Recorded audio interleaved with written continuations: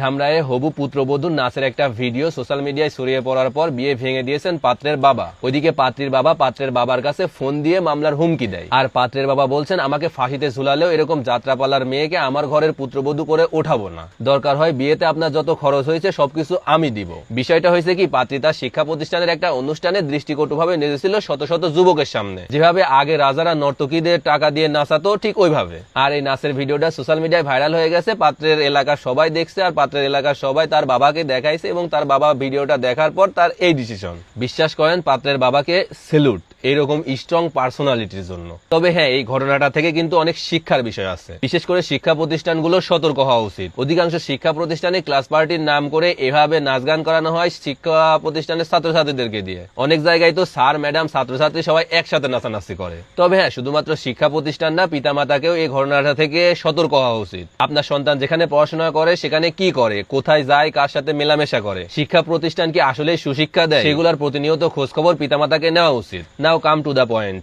মেয়েরা তোমাদেরকে বলতেছি, ছেলেরা কিন্তু মেয়েদের নাচ গান, খোলামেলা চলাফেরা, পার্কে ঘোরাঘুরি, নিরিবিলি পরিবেশে একান্ত সময় কাটানো এগুলা পছন্দ করে, তবে প্রেম করার জন্য, বিয়ে করার জন্য না। বিয়ে করার সময় কিন্তু ঠিকই পর্দাশীল, দিনদার, নামাজি মেয়ে খোঁজে।